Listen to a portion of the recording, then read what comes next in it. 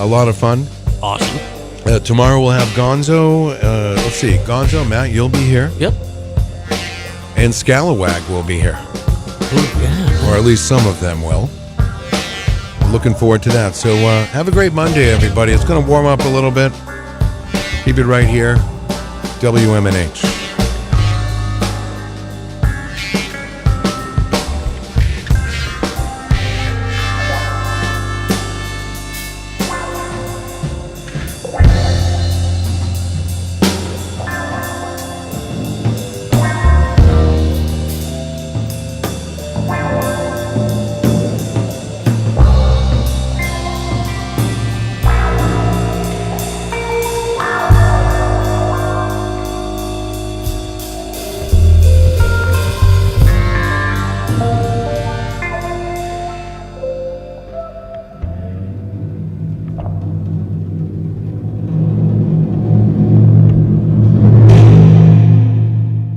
This hour on WMNH is sponsored by CGI Business Solutions, located at 5 Dartmouth Drive in Auburn. They serve all your business needs, including employee benefits planning, corporate design and business administration, investments and wealth management, and customized business insurance solutions. Their phone number is 866-841-4600 or on the web at cgibusinesssolutions.com. Bring your kitchen to life with Queen City Cabinetry, located at 87 Elm Street in the historic Sunbeam Mall in Manchester. Open Monday through Friday, 9 a.m. to 5:30 p.m. and Saturdays, 10 a.m. to 2 p.m. They can be reached at 603-222-2007 or on the web at queencitycabinetrynh.com. Come see the possibilities. Queen City Cabinetry, another proud sponsor of WMNH. Come on down to the Hop Knot at 1000 Elm Street, Manchester's premier craft beer and gourmet pretzel bar. Tell us more, Trudy. We make our dough fresh every day. We make a variety of styles of pretzels and serve craft beer, cocktails, and a few bottles of wine. We do the traditional pretzel, and we have multiple flavors for that. We also do stuffed pretzels, pretzel sandwiches, 3 dessert pretzels, and pretzel knots. The Hop Knot in the Brady Sullivan Plaza at 1000 Elm Street.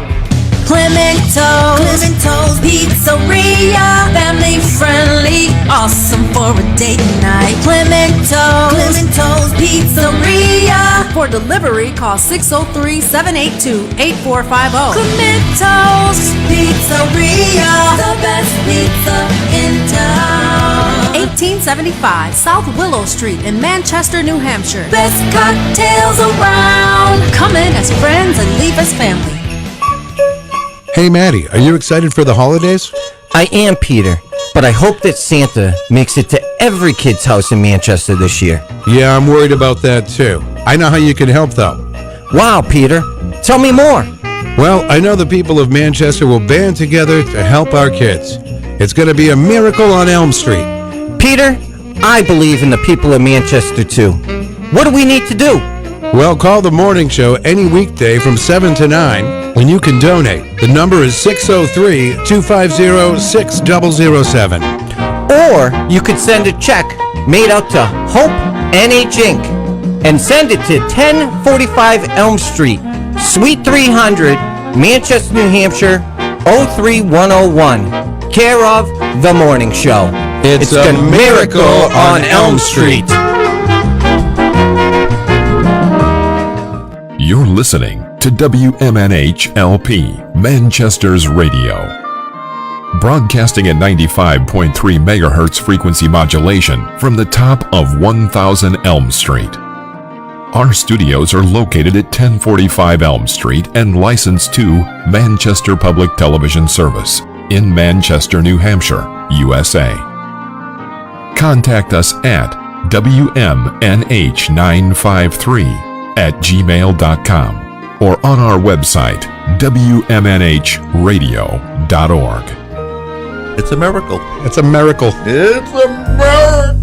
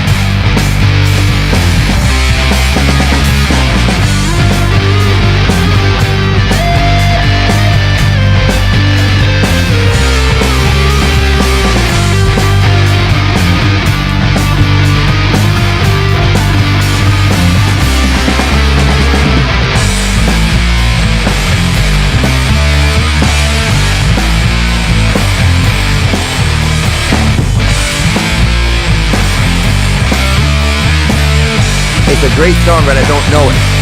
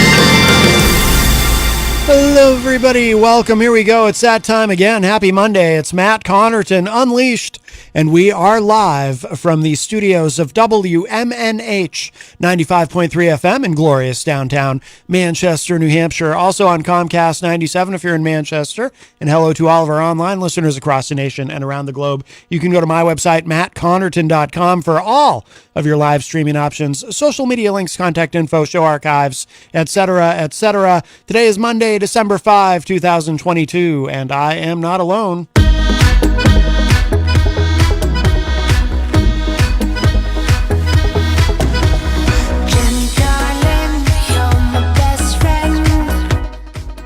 Jenny is here at the news desk. I am present. Yes. I am dancing with Poster. Oh, yes, for the Miracle on Elm Street this Wednesday. The Miracle on Elm Street this Wednesday. Raising funds and getting toys for kiddos right here in the Queen City. Yes. Yep, it's going to be a big day. Of course, Peter White will be on Wednesday. Peter White will be on the air a good chunk of the day, kind of an extended version of the morning show. He'll be here well into the afternoon, and then he'll take off. I'll probably start a little bit early. I'll be live from here, of course, and then he will be headed down to the bonfire because the official party starts down there at 4 p.m. So, but there is still time to donate. Of course, you can donate directly. Well, you can bring toys here during the morning show, or I guess probably well into the afternoon on Wednesday if you want to come by here, because Peter will be here for if you want to drop off toys here. You can also send a check made out to Hope NH Inc. and send that to WMNH, 1045 Elm Street, number 300, care of the morning show, or just bring your donations directly to the bonfire on Wednesday. So, and if you want to, come on down to the bonfire and join the party at 4 p.m. There are going to be raffle prizes available. There'll be a 50-50 raffle. So you can take a few chances, maybe go home with a few little prizes for yourself if you like, and raise more money for the kiddos so we don't miss a child here in the city. And the top donor will win the prize of sitting in on an episode of The Morning Show with Peter White. So there's something pretty cool. And I wonder if they get to pick their day. Oh, yeah, I don't know. Well, there's so much to choose from. Like, are you going to come on grocery day, or are you going to come on trivia day? Then there's music day. Yes. There's love letter day. And you've They're all good donated, days. a couple of paintings for the raffle. I did. And the Hop Knot donated a $25 gift certificate to the Knot. Yes. And there have been a number of other donations as well. Oh, yeah. All these prizes are going to be available and could be yours if you pick the right raffle ticket at the annual Christmas party, December 7th at 4 p.m. at the Bonfire, right here on Elm Street. Yes. So very exciting. Yeah, last couple of years, this will be the third year. And I know, right? The first two were magnificently successful. So I think this year is going to be even bigger. So, yes. I want to get to help get toys one of these years. Like, they get to have some fun, They get to go and try and pick out things for different kiddos, right? Yeah. And when you're thinking about things for kiddos, think, all ages. There's teenagers out there, too, that we want to make sure that they don't have an empty Christmas. So if you think about older kids, think about, things like, oh my goodness, like video game cards, diaries, games, all the interesting things that they have for kiddos these days that we thought were like weird science back in our day. Yeah. Yeah, I mean, you think of things for their room, things to decorate with, music things, or even instruments for that nature. Just think anything like that, and or clothing especially. I don't know a teenager who doesn't love to get a new piece of clothing. I know I used to love clothing shopping when I was a kid, when I didn't have to pay for it. Oh, sure. But it's always nice to get like a really cool surprise. So, think about all the ages out there, and hopefully we'll be able to raise enough that every child who wants one will get one. Absolutely. And that's the game plan there. Absolutely. I can't believe it's been 3 years now. Yeah, this will be the third year. Yeah. Yep. That's awesome. Very nice. Let's see. 603-250-6007 is the number if you'd like to join us today. 603-250-6007. You can also text us at 617-917-4476. Tweet me at Matt Connerton. Tweet while you still can. Any day now. You're totally convinced it's going to go kibosh. I think any day now. It could be any hour. It could be any moment. It could be breaking news while we're live on the air. Twitter. That the Twitter fear just goes... Twitter will implode. Like Truth Social. Truth Social's been going fizzled too. Truth Social, that's still up. There's got a lot of mass exodus going on, though. There's a lot of people reporting that they're having quite a few people leave. Could it be that he doesn't want the Constitution anymore? I don't know.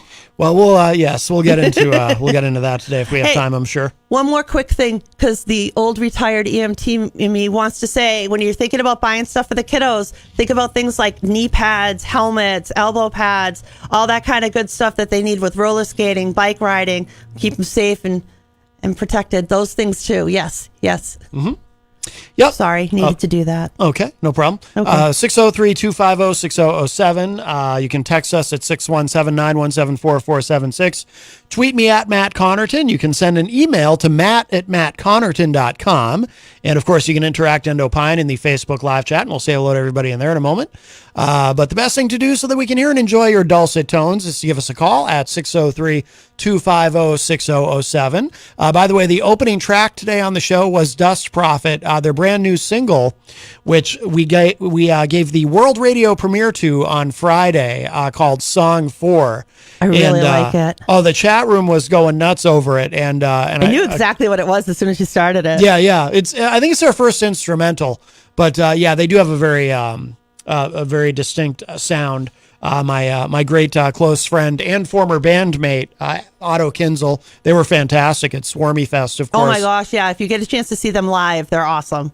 But, absolutely awesome. But yeah, that's the new single Song 4. And if you get a chance to, I recommend going on YouTube and checking out the video. It's a little dark, but it's impressive. And coming up later in the show at the top of the hour, I'm going to play something from Cozy Throne, a garage band from Boston. They've got a track called I'll Tell You What Freedom Is. They are going to be playing this Friday at the Hop Knot. No kidding. Yeah, at the Hop Knot, 7 to 9 p.m. on Friday night. That is the, every Friday night they have live music at the Hop Knot. So I had to make a quick radio edit. Couple of bad words in it. So I did but I'm good with the radio edit. So I'm teased. Did a quick one of that, and I'll play. It's a great track. I really like. I was not familiar with Cozy Throne prior to seeing them on the schedule for the Hop Knot and then checking them out online. They are from Boston. I think they're new. I think it's their first album that's out, but yeah, really good. So we'll play something from them later in the show. I think tomorrow on the show, I'm going to probably open with some Scalawag. Because they're also playing at the, just like they did last year too, at the Christmas party at the Miracle on Elm Street Christmas party at Bonfire. And of course, they're really good guys. They are. A number of years ago, they played at the cancer benefit that you did. They are so cool about donating back to the community. They have volunteered for so many different groups, and yeah, they did it for me. They performed when we were raising money for the Peyton Cancer Center at Concord Hospital. And we were able to raise a decent amount, but they were awesome. Yeah, no problem. Like, these are the guys that are like, you need us, here we are. But they're saying they're so good too. Oh yeah, they really are. They really are. So yeah, if you get a chance to go see them, you should totally go do it. Yeah, really good band. Yeah. Let's see. We're really lucky because we're here in New England. We get a lot of really good bands in this area. This area really produces some incredible musicians. Absolutely. We'll say hello to everybody in the Facebook live chat. It's a busy chat room. Our friend Alex Whiteley from the UK joins us. Hello, Alex. Also, Jason Fedderson says, good afternoon, everyone. Happy Monday. Well, Kellyanne Manning. Haven't seen her in there in a long time. She says, hi there, listening from my office in Boogie Down, Brockton. Kellyanne Manning, of course, is related to our friend DJ Midas. John Midas Manning, who is, of course, part of the WMNH family. He's the host of Late Night Delight every Saturday night from 12 midnight all the way to 4 a.m. with a replay on Sunday. So nice to see Kellyanne in there. He's rather comfortable right now. I'd say he's rather comfortable right now. Oh, Midas down in Florida? Yes. Yes. In the sun and the warmth. I'm jealous now. Jason Should have hid Fedderson. in his suitcase or something. Jason Fedderson says, I have 2 words for you. Matt Connerton Unleashed. Yes, that's a callback, of course, to President Biden when he said, I have 2 words, made in America. Yeah. He's, that's really instilling some confidence in me there. He's 80 now. Jenny, Jenny, I see you're in the chat room. I'm everywhere. Let's see. Nancy Clayton joins us in the chat room and says, hello, friends. Hello, Nancy.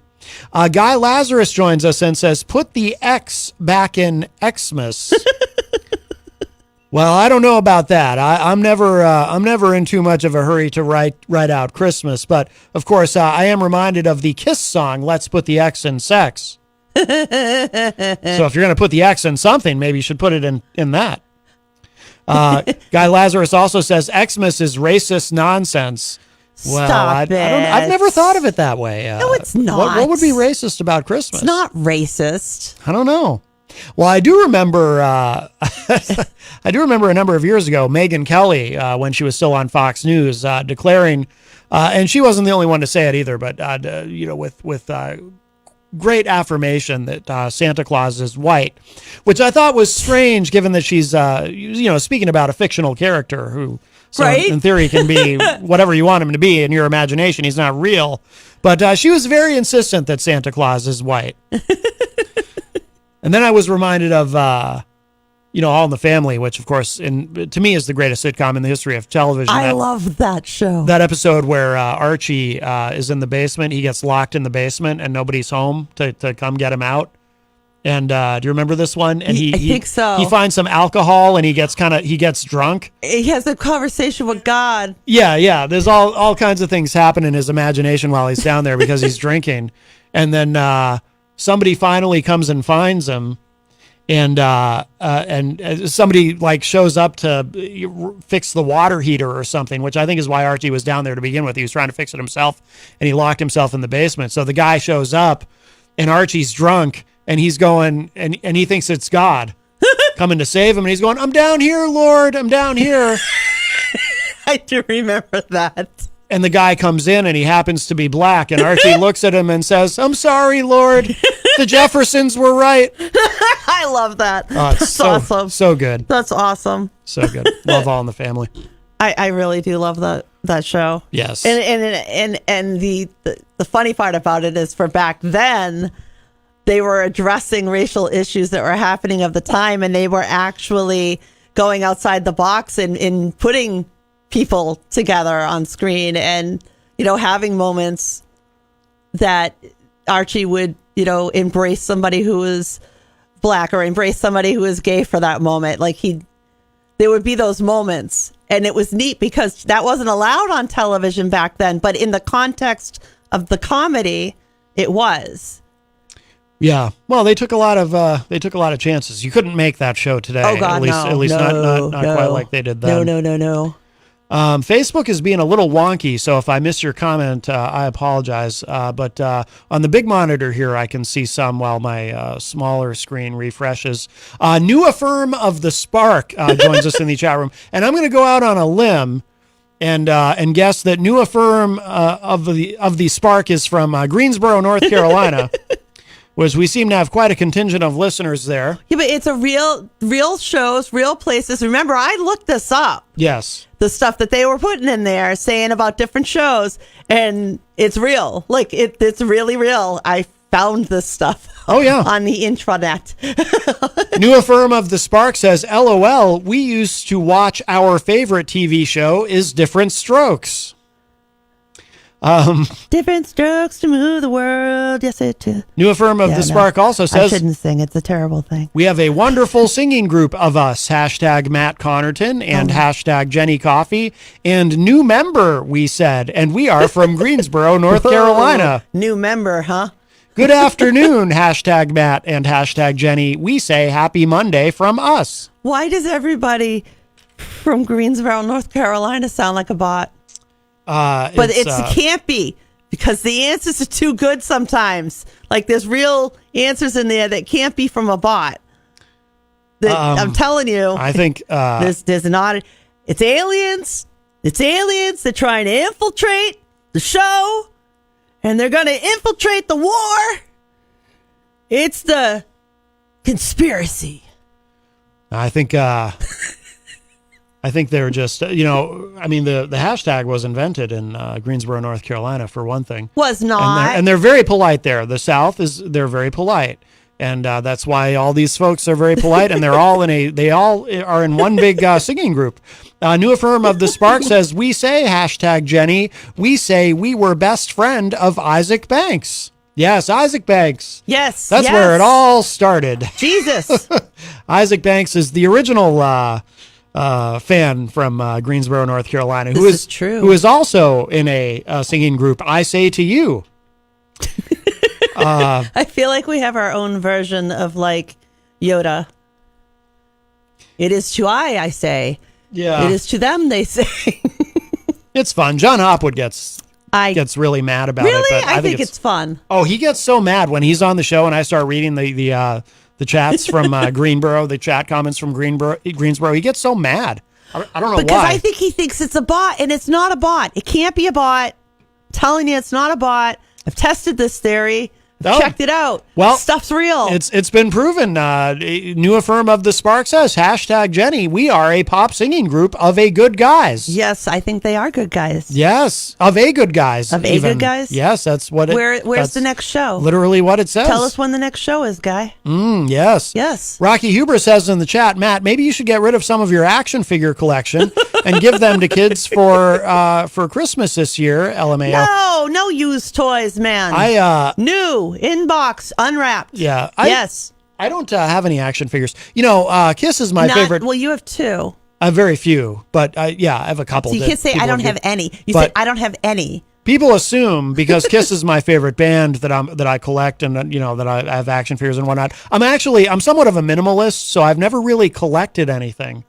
Dust. You like to collect dust? Yeah, I don't. I'm like the opposite. Like our friend Dan Randall of Dan Randall and the Randlettes. Like he collect. Like he's got entire rooms in his house of just Is it nothing but consider Kiss a stuff. collection if you leave stuff everywhere, like the way you leave change everywhere? Is that a collection? No, that's not a collection. But it's everywhere. Yes, And yes. it's kind of collecting. Miriam Banish, I can't remember if I said hello to Miriam in the chat room. Hi, Miriam. Guy Lazarus says, the grand prize ought to be an appearance on the Alex Jones show dealing with the war on Christmas. Yes, these secular liberals, they don't want anyone to say Merry Christmas. Even though everyone says Merry Christmas.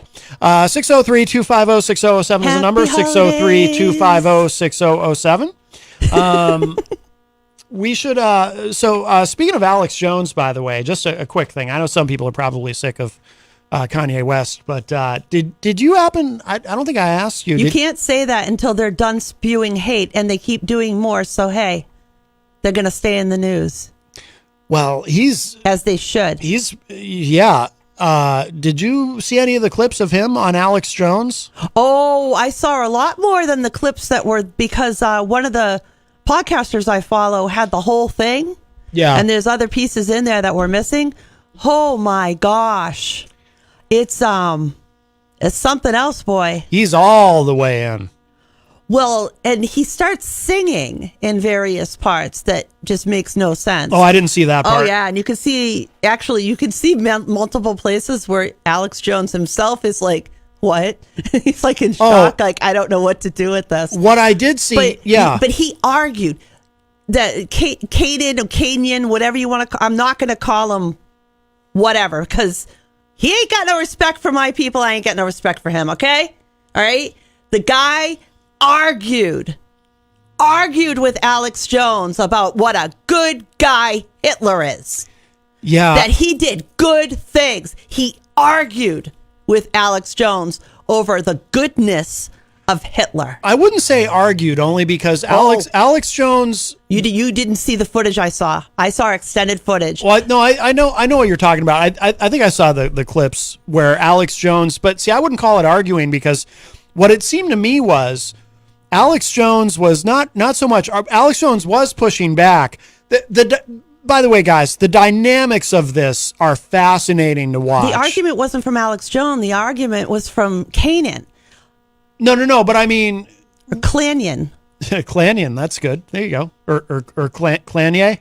Klanye, yes. It's like they call some of these podcasters, now they call... If you heard this, they call Candace Owens Clandis Owens, because she keeps defending Kanye. Hey... But what was I going to say? Okay, so the in the clips I saw, so yes, Kanye, that's good. Kanye is talking about how much he loves Hitler. And by the way, guys, if you haven't seen it, I'm not saying that just kind of summarizing what his vibe was or being hyperbolic. He literally says he loves Hitler. Well, see, this is what I'm saying about the argument, and it was a one-sided argument, is Alex Jones says to Klanyon, it's not like you're not Hitler, you're not a Nazi. Well, or that's anything what like I that. mean. He keeps and trying then, to, right. Well, then Klanyon goes, oh, no, Nazis aren't bad. And then Alex is like, well, trying to soften the blow. And then Kanye retorts with, no, I'm saying Hitler is a good guy.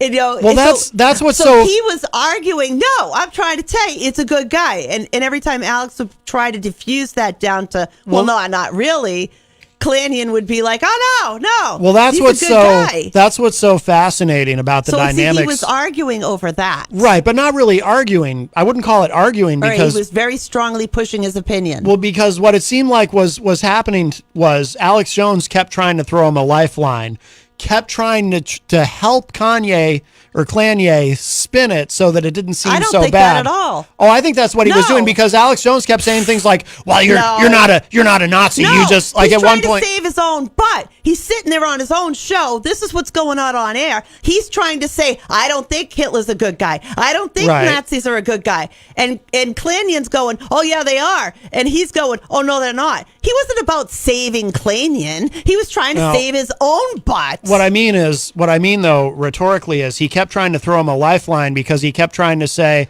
well, you're not really a Nazi. You just, at one point he actually said to him, you just really like the uniforms, right? Because you're a designer and you just really, he kept doing things like that. That was a crazy trying one. Trying to make it seem less, less Nazi. Racist? Yeah, Less racist? Like he kept trying to help Kanye sort of spin it, and it was just that dynamic was fascinating. And at one point, Alex Jones kind of gave the game away when he at one point. Did you see where Alex Jones he actually starts laughing, but it's not like it's a humorous laugh. It's like he starts laughing nervously, and then he says something he doesn't know where to go with it. Yeah, and then he says something like, I'm supposed to be the crazy one around here. And he's really nervous. But he kept trying to throw Kanye a lifeline, a way to like talk his way out of it.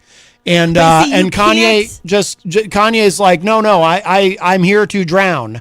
No matter how many times you try to spin a racist, it's still a racist. Yeah. People try to make excuses when Roseanne Barr happened. No matter how much you try and put a spin on it, they're still a racist. Period. You don't get to try and wish it away or make it go away. And that's what people usually do in society. They go, oh, you didn't really mean that. That's not what you really meant. Yeah, well, that's what Alex Jones... You just spoke from your heart. That was the friggin' truth right there. This guy is a full-on Nazi racist whose best friend is a Holocaust denier who carted around tiki torches around a college campus. You're talking about Nick Fuentes. Yes, that's his best friend, Kanye. Oh, Kanye and him are bosom buddies now. They're all over the place together. Milo Yiannopoulos was there too. And Kanye had his face all covered. Yeah, that was and bizarre. His gloves covered. He started singing in weird places, like weird stuff. His behavior was really rather manic. But whether I don't doubt that he might have some issues going on, but that's not what causes racism. No, he is a full-on racist. He's severely mentally ill, but yes, he's also a full-on Nazi, clearly. I mean, he actually said that he loves Hitler. You don't get any more. He also gave Hitler credit for inventing the microphone, which is not true. I thought that was interesting. Odd. But it was just, I'd never seen... But his justification is it's under his watch. Yeah. So because it was under his watch, he gets the credit. I'd never seen Alex Jones. Just the dynamic was so interesting. Alex Jones was in a position I've never seen him in before. I've never seen him squirm so bad ever. No, he was. I really think he was trying to save his own butt. I mean, the most. Although you got Nick Fuentes sitting to the left of you. What butt do you got left to cover here? Yeah. Holocaust denier, that guy. Oh yeah, yeah. Full on Holocaust denier. But so is Kanye. He was he point blank said literally there was no 6 million that died. Yeah. He said it on more than one occasion too. Yeah. Yeah, I don't think there's any coming back from this for him. We need to pay attention to this, okay? Because anti-Semitism is becoming more and more mainstream, and it's acceptable in a lot of areas of society. People don't call each other out on things, and this stuff festers. Crime against people who are Jewish has gone exponentially higher. In New York alone, 75% increase. In highly Jewish segments, people going out of their way to attack people because they're Jewish. All right, people see this before, they say never again, but then never again happens. It's genocide is happening in Ukraine, and Jews are across this country at a higher risk. I'll tell you, it still gets to me in a really big way. And this happened recently. You and I were coming back from Concord from something, and we went by the temple, and we're like, oh, it's the cop. Oh, yeah, that's right. They have cops. They have armed cops, armed guards, armed cops. I think it's mostly all cops outside synagogues now for services because it's just not safe. This is across the country and across the state of New Hampshire. That's what's happening, and everywhere else. We need this to not just disappear. I don't want people to stop talking about him for that reason. We need to fester this out, weed out the disgusting racists that are amongst us in society and are contributing to the death and destruction that's going on across this country. Jeff 9 says, I have a friend who is friendly with Kanye. He says he is very intelligent, but far out there. Well, I think he's more than far out there, Jeff. He's a Nazi. I mean, Anybody that hangs out with somebody like him that's also a Holocaust denier, by the way.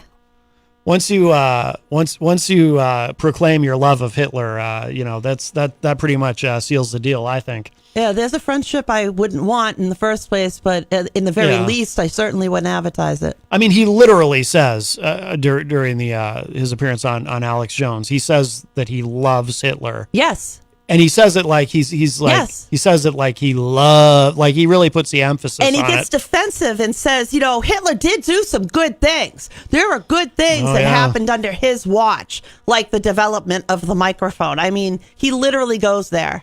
He gives them credit for that and inventing highways. Oh, yes. Which isn't true. Well, now Germany is the country are innovators with the Autobahn. I think that was before we had our interstate highway system, but I don't think that even happened during Hitler.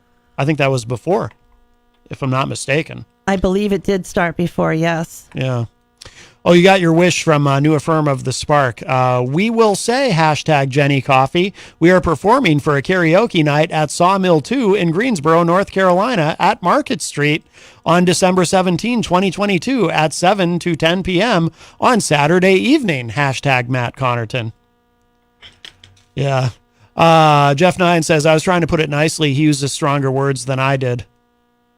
Who? I don't, who did? I don't quite understand what Jeff means. Who uses, I don't know. I'm not sure. He means I think he means his friend uses stronger words when talking about how Kanye is out there, maybe? I think that's what he means. There's a book I'm trying to think of, and I can't remember the name. It's something like Pillars of, I don't know, Zion or something to that effect.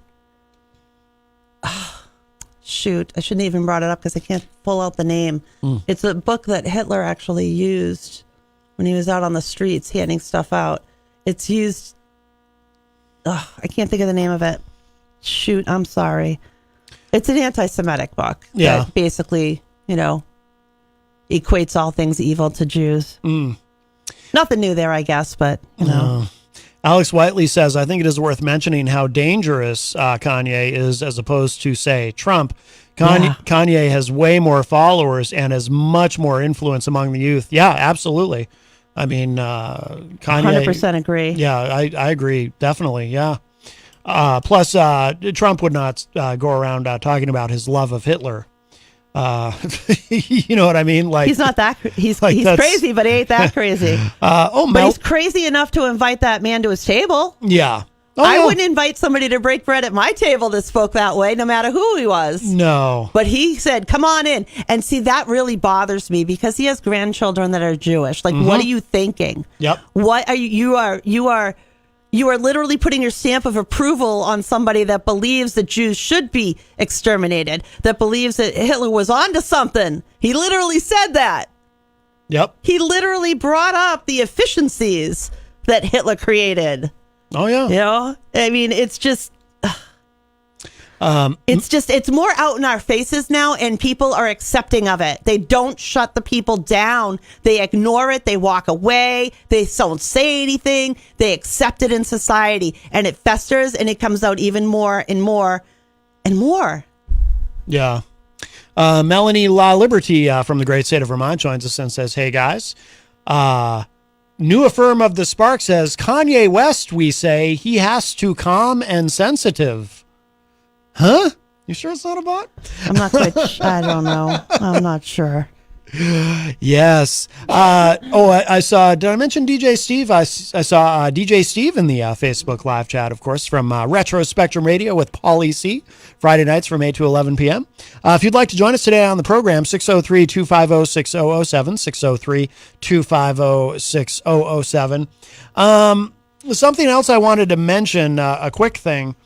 And I did say this on social media, but I just thought it was kind of funny. Friday on the program, we were talking about how, and I still get a kick out of this, Vladimir Putin apparently fell down some stairs and soiled himself. I know, right? Yes. We had a good time with that. I think you should make sure that our listeners know that Vladimir Putin fell down some stairs and soiled himself. Yes. For anyone who doesn't know, Vladimir Putin, the leader of Russia and mass murderer of Ukrainians, fell down some stairs and soiled himself the other day. And I think that's pretty funny because it's Vladimir Putin. But wait, I just thought of something. Yes. They collect his poop everywhere he goes, remember? Oh, that's right. So they had to collect the poop that went down his leg.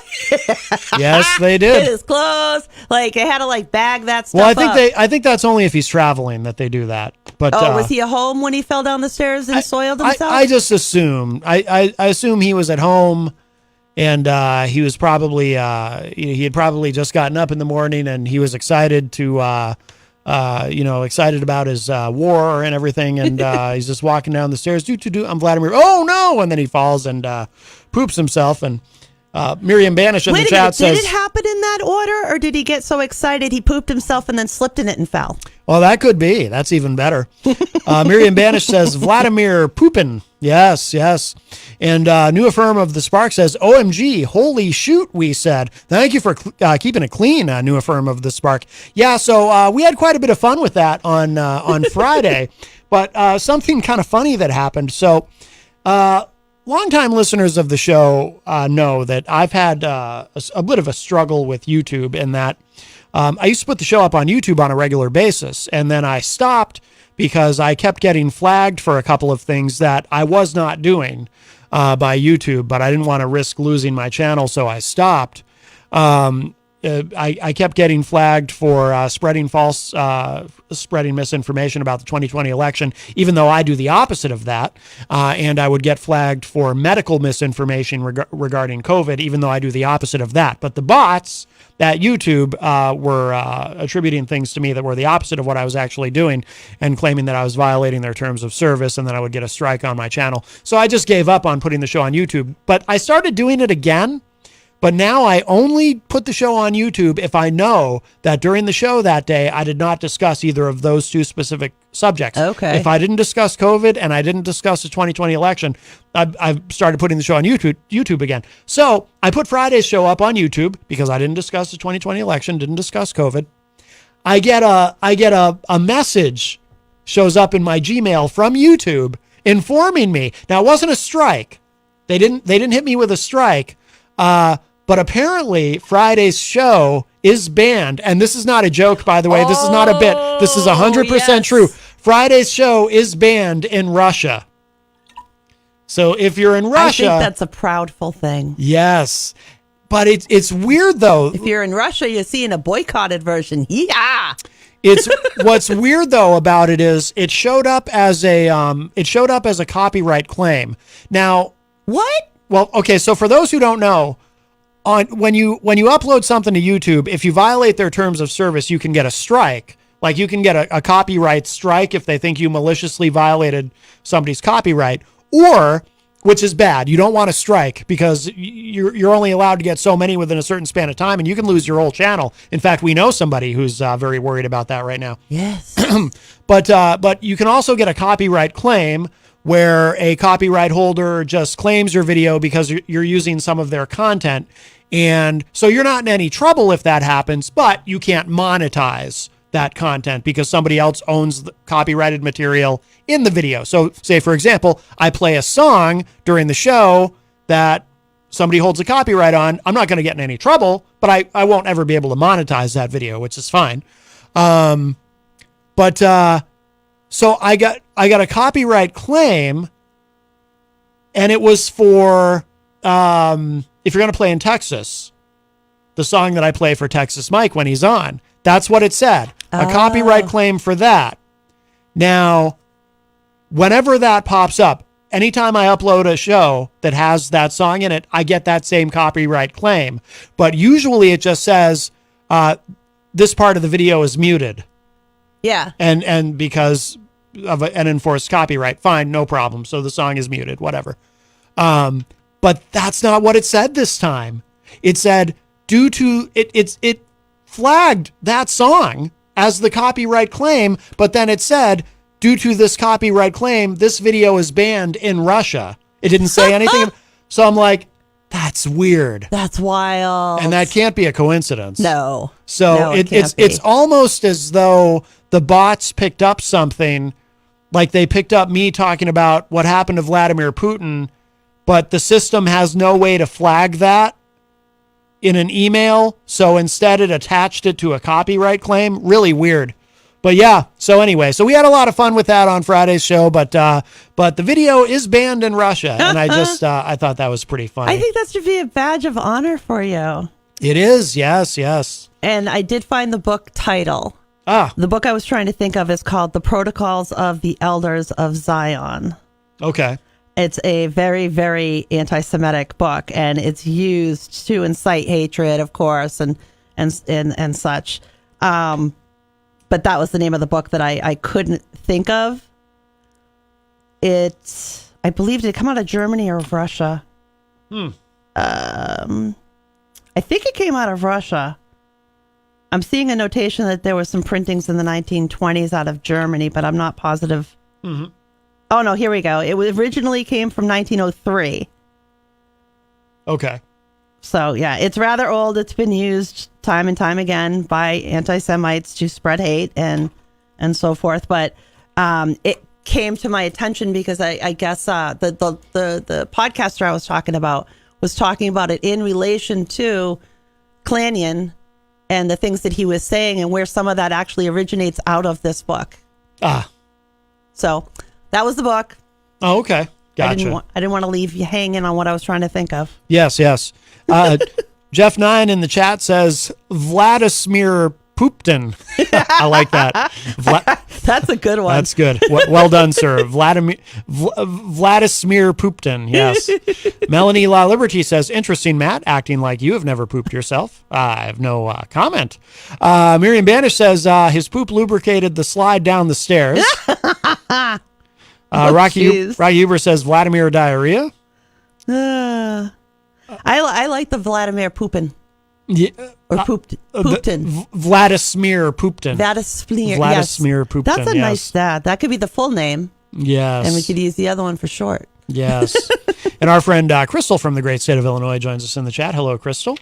603-250-6007 is the number if you'd like to join us today. 603-250-6007. The studio line is open. Little correction. New firm of the Spark has said, hashtag Jenny, we said awesome tattoo on your arm. For those who can visually see me, I have a rather colorful left arm. You should move your water bottle. Sorry. There you go. There we go. So for those who can see and for others I will describe, I can actually remove this. It's actually a sleeve. It's not a tattoo, and it's actually not for showy purposes. It's called medical compression. And in this case, it's treating lymphedema in my arm, my hand, and my fingers that came from the breast cancer. But there's a place called Lymphedivas. I wish they'd make me like a spokesperson, you know? Yeah, I mean, if you got to wear something medical, why not make it fun? And they have these that are fun. And so I like to have fun medical supplies whenever I can. Like my port nurse uses Wonder Woman Band-Aids, for example. Hey, have fun with it. If you got it, have fun with it. Make it a joke, have fun. But it is quite the conversation starter at times. New affirm of the Spark says, oh, okay, hashtag Jenny Coffee. We saw it, hashtag Jenny Coffee. Hashtag Matt Connerton, we say you are okay. Well, thank you. A-okay, buddy. Alex Whiteley, our friend from the UK, wants to know, will you guys be watching the Harry and Meghan Netflix show? I personally, I care so little, I forgot that it existed. No, I don't. Yeah, no. I don't think so. No. There was some new show I was watching recently, though. I like comedies. Mm-hmm. I like things that make me laugh. What was it? I forget what it was called. Reboot. Yes. Was that Hulu or Netflix? Hulu, I think. Oh, yeah. It was funny. Yes. Makes me laugh. I like that. Tomorrow is a big day. Tomorrow is election day, and election day in December. Yes, well, there's one election, pretty important one. The Georgia runoff. Of course, Raphael Warnock, Senator Warnock, the incumbent, defending against Herschel Walker, the CTE victim. How far the Republican Party has fallen. Oh, our friend Mike from Queen City Cabinetry joins us in the Facebook Live chat. Hello, Mike. Hola. So something happened last week, and by the way, I know as far as the Georgia race, Democrats are being cautiously optimistic. The optimism comes from the fact that there's been so much early voting. Democrats are more apt to vote early, whereas Republicans prefer to vote on the day of. Generally, so there's been a lot of early ballots, which looks good for the Democrats, but that doesn't mean, and again, this is the cautious part of the optimism, that doesn't mean that there won't be an enormous turnout on Election Day of Republicans showing up to vote for Herschel Walker. However, there has been, there's a lot of data that shows that, Brian Kemp did really well in his reelection for governor against Stacey Abrams. He did well. And there's a lot of data that shows that there was a lot of ticket splitting where people voted for, in the election, the first election, people voted for Brian Kemp for governor, but then voted for Raphael Warnock for the Senate to keep him in the Senate. So they split the tickets. So not a lot of enthusiasm for Herschel Walker, but of course he would be another seat for the Republicans in the Senate. It just mind boggles me how that's the pillar for the Republican Party now. Well, he's a warm body to be there, and it's disgusting. It's disgusting. It's disgusting. They have all these high and mighty attitudes. We want the Christian, high and mighty marriage, pro-life, everything, and then you get this guy that's got how many baby mamas? Like 4? Oh, that we're aware of. I'm not good at math. I don't know. It might be more now. I couldn't even. I don't tell know. And there's no way to it's not like you're gonna say these are women that are coming out just to taint his reputation. No, man. There's proof and everything. Like there's genetics and stuff. His own son made a video like how he's about what a liar he is and how much he isn't present for them, doesn't take care of them. Everything that Republicans swear they stand for, this guy doesn't do in real life. And he makes no sense. He just makes no sense. Have you listened to this man talk? I rather enjoyed hearing his thoughts on and analysis about whether or not it would be better to be a werewolf or a vampire. I found it. I was intrigued. I laughed, but I'm disgusted. I would like to know more about what he thinks. I felt like he just barely scratched the surface with that. Did you hear Obama bringing that up? Because Obama down there campaigning. Yeah. If you haven't heard him, folks, look up the video on Obama campaigning in Georgia, and he brings it up, and he talks about how happy he is to know that he might want to be a werewolf, I think. But it coming out of Obama's mouth and the way he words it, it's freaking hysterical. Well, Obama has an excellent delivery. He's an incredibly good orator. Yeah. But he's also good. He always has been. He's good at delivering a joke too. He could have been a stand-up comic. Oh my God, yeah.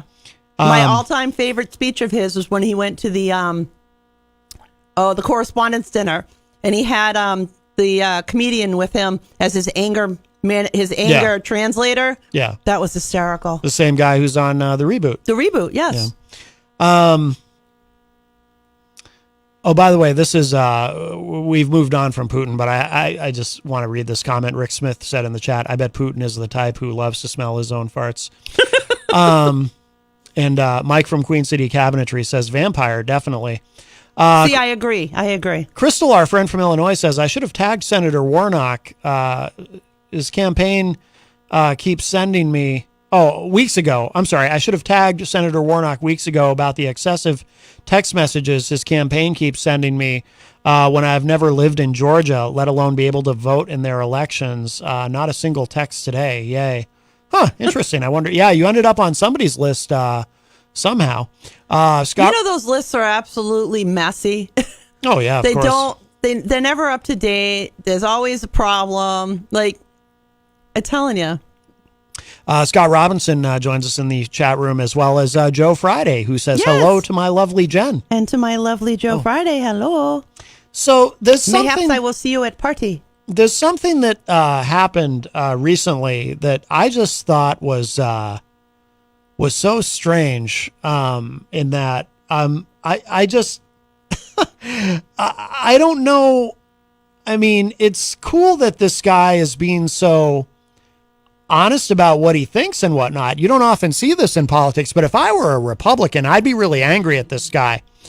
The lieutenant governor in Georgia, did you see this? No. He's a Republican, the lieutenant governor, and he actually told a story about going to vote. He went to vote early, but he ended up not voting because he went there and he didn't feel like he could vote. He said he waited in line for like an hour, and then by the time... Oh, my God, yes. By the time he actually got into the booth, he just kind of stared at the ballot and said, I can't in good conscience vote for either of these people. And he just didn't vote. And it's just... That is a vote. Really unusual and strange to see. I find it refreshing. Yeah, I do too, but he couldn't hold his nose and vote. He couldn't do it. But the fact that he could share that. Well, that's the thing. If I were a Republican, though, especially if I were a Republican in Georgia, I would be angry that the lieutenant governor, I mean, it is political malpractice. And it's just odd. And I wonder what his motivation was for doing that. Is it truly political malpractice if you're having ethics? I would argue that ethics can be a part of that. Right. I think right. I respect that he spoke his truth and spoke his conscience. I just so I'm not knocking the guy, but I'm just saying from a purely political state, just giving it a dispassionate, objective political analysis. If I were a Republican and I wanted that warm body in there, Herschel Walker to be in there just to hold that seat, I would be like, what the hell is this guy doing? It really surprised me that he felt compelled to tell everyone that. And again, this is the lieutenant governor of Georgia, although I guess he's not running for re-election. But here's what he said. Now, this is from the Washington Examiner. Herschel Walker, one of the worst candidates in history, says GOP Georgia lieutenant governor. It says here, the lieutenant governor of Georgia believes Republican Senate candidate Herschel Walker is one of the worst candidates the GOP has ever chosen. Lieutenant Governor Jeff Duncan, a Republican, said in an interview with CBS News congressional correspondent Nicole Killian that he does not think Walker is the right challenger for Senator Raphael Warnock, the two are facing off in a runoff election on Tuesday. Duncan said he is a conservative, but does not think the party picked the right people to face off against Democratic incumbents or candidates in the 2022 midterm elections.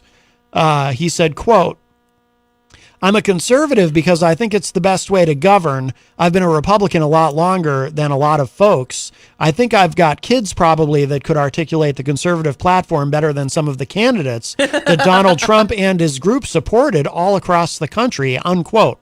I do think this guy's a never Trumper, but that he just comes right. It's like he's, you know what I mean? Like, again, yeah. I respect him for speaking his mind, but it's like he's got no skin in the game, man. He can be truthful. I guess. I like it, but I wish he was truthful while he still had skin in the game. That's the problem.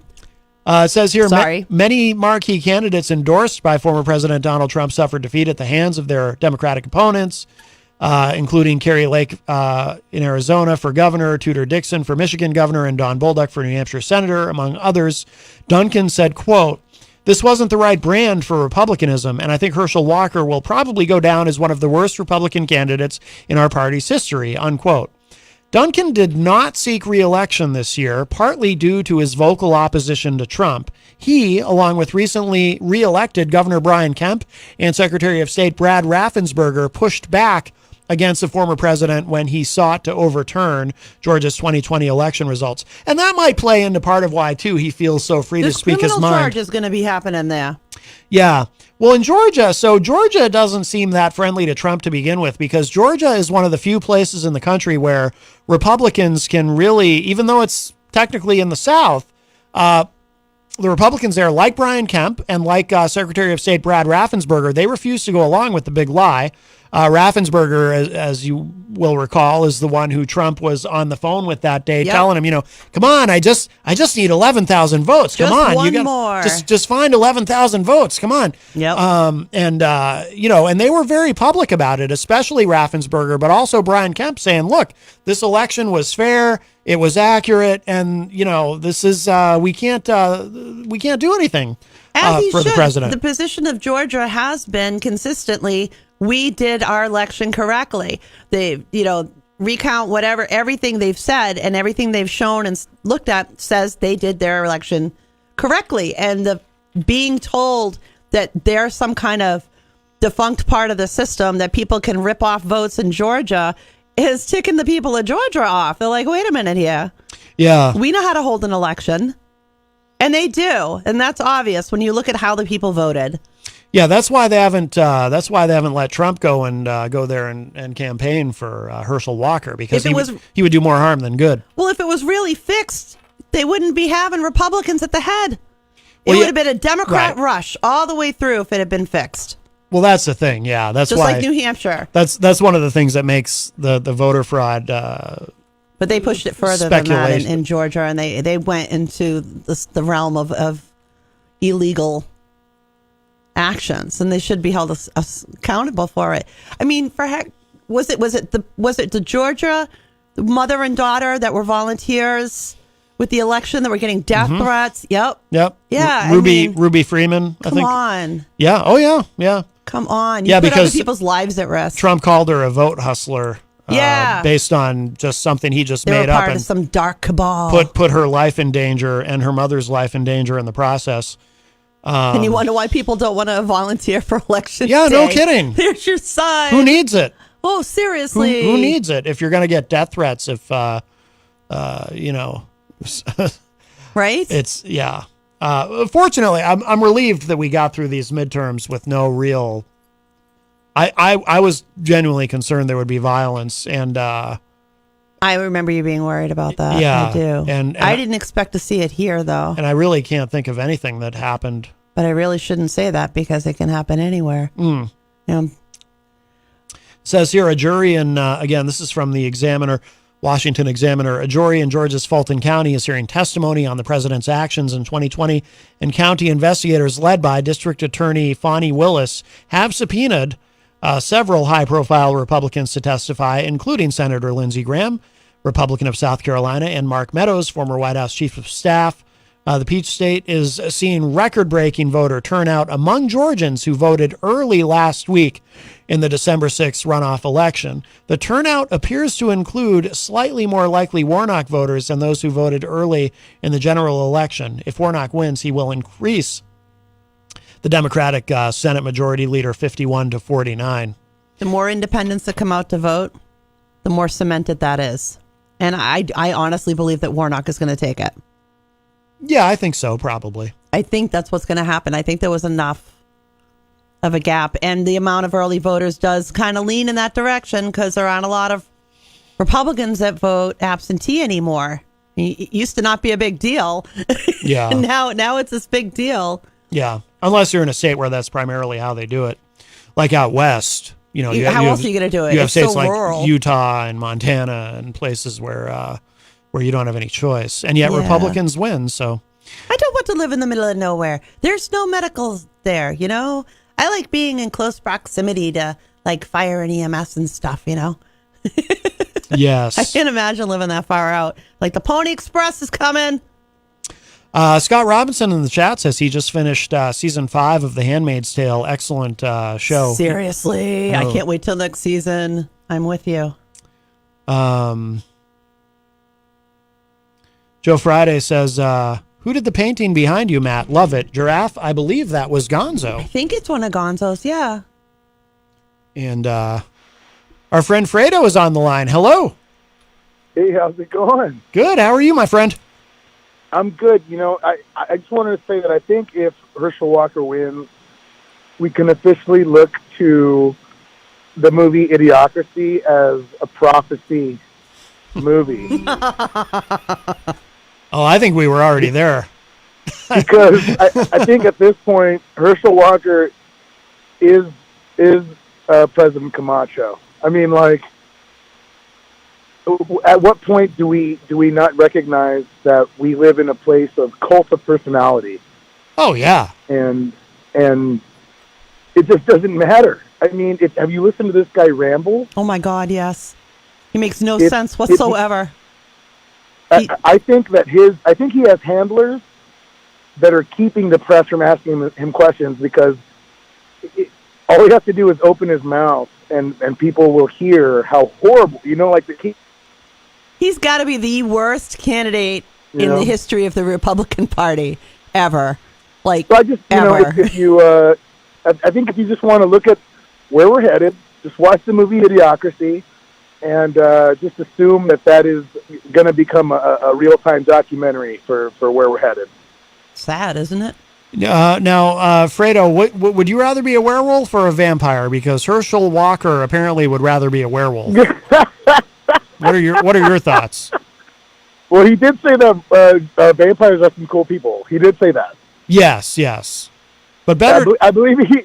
But I think he was like, if you don't know, kind of like you should know that already. It should be easy. You got to be a vamp, man. But a werewolf is faster, right? Like a werewolf can You got to like walk around on the ground and tear stuff apart to eat. I'd rather be able to sip it like a fine wine. Oh, I see. Yeah, see what I'm going there? See it? I guess, yeah. Mm-hmm. I guess I don't know, man. I'm old school. I like my vampires to go crispy in the sun. I'm not one of these post-Twilight vampire people. Right. I'm more of a Bram Stoker. At least when it comes to film, like we can go Nosferatu. That's fine. I just think if you hit the sun, you what should about go Interview with a Vampire? I like. Gonna go with those? Interview with a Vampire? Yay, nay? That's solid. Yeah. All of right, course. solid. Good. Let's I can go there. Of course. All right. Well, what do you? Yeah, go ahead. When we talk about vampires, though, these are people who live forever. So they, Oh, that's true. A werewolf doesn't live forever. I don't think Herschel Walker considered that. Maybe he doesn't want to live forever. He doesn't consider condoms either, but there's that. Well, won't get into that, but well, I think whether we're talking about a vampire or a werewolf, Herschel Walker wants you to take care of that before it becomes a problem. Oh, okay. That's the pressing issue of the day, huh? So we've heard. Gotcha. I think once you take care of whatever vampire, whatever ails you, Herschel Walker is ready to give you $700 and let you know he's happy you took care of that. He'll send you a little thank you note. Thanks for not being a Dracula overnight for me. I thought it was 600. Oh wait, inflation. Yeah, no, you gotta account for that. Oh man. And wait, Georgia's got tax too, so you gotta consider taxes. I think that's what we're voting for. Is there going to be a supply chain with human rights or not? I don't know. I think if you do want to get an abortion in Georgia, all you have to do is be Herschel Walker's girlfriend, and then you can get one. One of Herschel Walker's girlfriends. He doesn't seem like he was very good at sticking to one. I think he's got up to 4 or 5 baby mamas. I'm trying to keep it light, man. But if this guy wins, I don't know. Part of me wants. I know one thing. I ain't going anywhere near Georgia. I want to see it. I want to see it go crazy. Let's see it go off the rails. Let's see what happens when we elect this clown. No. How? No. Heck no. No. You don't put that in the Capitol. No. No. Yeah. Come on. That's the most morbid kind of humor. Why don't we elect someone who's just a cult of personality, and regardless of how horrible he acts, we can push him because he's going to vote for what we want. I'd rather vote for Vermin Supreme. Never done that before. Yeah. Can I trade him for Vermin Supreme? At least that way I get free ponies tooth care. With Vermin Supreme, we get ponies. I don't know what his stance is on taking women's rights to Vermin? choose. He's all for on that. He's totally for women's rights. I would assume he's pro-choice. Absolutely. Yeah, I think that's absolutely fair to say. Yeah. Yes. and good I think oral it's nuts that hygiene. these Republicans, what's really crazy is the Republican, kind of like the hive mind going crazy, that they didn't think that women's issues were going to be such a big deal. Like, that's why their red wave didn't happen. They thought everyone was concerned with the economy. And you know, like, I guess it's I don't know. Sure, the economy is important, but it doesn't matter how the economy is doing when you live in the Handmaid's Tale. So Exactly. I think that they completely underestimated the backlash against their, against their dirty baseball with loading the Supreme Court the way they did. And that's really what happened. These I've been saying it for years. These Republicans sold their soul to the devil. They got Donald Trump elected. They knew, can't tell me evangelicals felt good about a Donald Trump vote, but they did it so that they could get their Supreme Court votes, and now they did, and they completely underestimated the backlash against it. They thought they were just going to let that one fly. It's not going to stand. A lot of people Herschel Walker is it's like extra salt in the wound there. To elect this guy who's going to vote against abortions, yet pays for them privately to give this party an edge to further their taking away women's rights. It is insane. Sends them flowers with cards, gives them a check, this evidence. They thought there wasn't going to be a backlash. Like, of course there's going to be a backlash. But I think it speaks to... Merrick Garland got robbed, and now... you were able to push Coney Barrett and this drunk clown over here. What's his name? He was boofing with Skeeter. Brett Kavanaugh. Yes. I like beer. It's gnarly. It's gnarly. Just think about Still like beer. What would have happened if the popular vote actually went the way of I think if we didn't have electoral college and people's votes actually mattered, none of this would have happened. So people, of course, are going to backlash against it. I think the only thing that's going to hurt us is people who become more disenfranchised by the fact that it was going that way and don't participate. But if we get a higher voter count, no matter where you are, obviously it's going to go blue. Whether you're so left you don't like blue, or you're just left of center like most people. I think that's the real fear, is that people will be disenfranchised by how bad things are and not participate. Fredo, you brought up Supreme Court Justice Brett Kavanaugh. He's actually on the other line. He wanted to rebut something that you said. Go ahead, sir. I drank beer with my friends. Sometimes I had too many beers. I liked beer. I still like beer. Had beers, have some beers. One beer, drink beer, drinks beer, drank beer, and drinking beer. You've probably had beers, Senator. Beach Week Ralph Club biggest contributor. I got a weak stomach, whether it's with beer. I like beer. Haven't answered that. I like beer. I don't know if you do. Okay. Do you like beer, Senator, or not? What do you like to drink? Next one. Hanging out and having some beers with friends, which I gladly do, and which I fully embrace. Oh, very nice. Always nice to hear from Justice Kavanaugh on a Monday. Yes. I want to know, is he a constitutionalist on the issue of keg standing? I'm sure. He already hung up, but all I know is he really likes strong beer. Constitutionalist. Yes. Yeah, I would say yes. I would say the yay, yes. He's got to have a strong constitution to be able to drink all that beer. To speak to what you brought up, though, when you're talking about they didn't count on how upset people would be about women's rights. I think that's a global issue that's going on. And I think it's something that we can build momentum on more in this country to secure rights of women, to, again, make women equal to men in the society. Look what happened in Iran. Where it's the fevered pitch of fighting for the rights of women has actually caused them at this point to disband the morality police and consider what they're putting on women. At least that's something, a step in the right direction.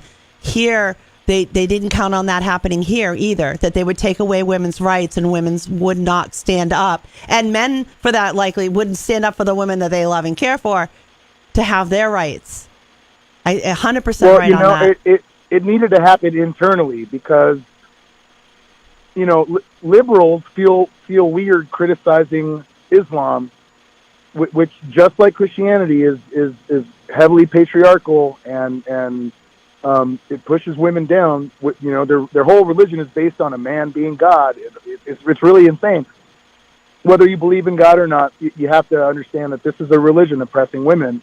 But because, right, they're a world away, it needed to happen internally. I'm really happy to see that there's people standing up against their theocratic dictators there in that country. All we can do is cross our fingers and hope that, some sanity returns to that part of the world. We obviously can't be the world police forever, and it's almost wrong to criticize the religion when people say, "Oh, well, that's I'm okay criticizing a religion. I'm okay with criticizing anywhere that doesn't allow women to drive, or thinks that female circumcision is okay. It's okay to call these people out. It doesn't make you less a liberal. It doesn't make you less tolerant. I think you just gotta, look at human rights and see they're being infringed upon in different parts of the world for different reasons. And it is exciting to see revolution, especially against theocracy. And you know what? Because it makes me, I think we all feel fearful now of the theocracy here in this country. I mean, these Supreme Court justices right now are ruling because of their religious tendencies, and it's not we're in danger of losing a secular state, a state that separates church from itself here in this country. So I'm happy to see revolution against that anywhere in the world. Good for Iran. Yep. I think people get nervous when it comes to Islam. People get nervous talking about it because if you look at, say, for example, Sam Harris, who I think gets a raw deal, he's written books critical of religion in general, but when he talks about Islam, everyone calls him an Islamophobe, and he gets called a bigot and all of this, and so I think people get nervous about it. But I agree with what. Well, what's funny is if you criticize Islam, you're an Islamophobe, but if you criticize Christianity, no one accuses you of being I don't even know what the word is, Christian phobe or whatever. You know what? I'm okay with that. Being a Christian phobe or just a religious phobe in general. You're whatever sky daddy you worship, that's fine. But don't let it start making rules for the rest of us who don't believe in your sky daddy. So whether your sky daddy is Abrahamic or, and that includes the Judeo-Christian Islamic world there, or whether it's Eastern, there are hundreds of gods, and I'm sure that yours is right. But when it comes to the rest of us who don't believe in that, we don't want your sky daddy's rules making government restrictions for the rest of us who want a separation. Yep. We want a freedom from religion, not just of religion, but from it. And I don't know. Maybe the day will come when people realize that human rights are more important than whoever's desire for there to be their heavenly rights. But we're not there yet. We're still a country full of people who think that angels are real. So unfortunately, we're just until knowledge and people's awareness and rejection of these old, ancient, defunct, and archaic beliefs. Once that dies. Well, until that dies, I think we're going to be subject to this kind of, sky daddy believers making government rules for the rest of us. Yeah, I mean, I like to use their own stuff against them. Like when people say that, when Christians tell me that smoking marijuana is bad, I say, well, look at the Genesis where God says, "I give you all seed-bearing plants." How about that? There's so many inconsistencies in their book. You can use whatever for or against whatever argument you want. It's just nonsensical, but it's the reality we live in. These people are in charge, and they're making the rules. Well, that's why I often say that to me, organized religion is largely political, not spiritual. Absolutely, it has at least in the way that it's used. You can't get elected.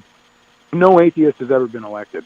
So even if you're not religious, like Obama, not true. Obama was not religious, but he sure pretended to be, just because he's Machiavellian.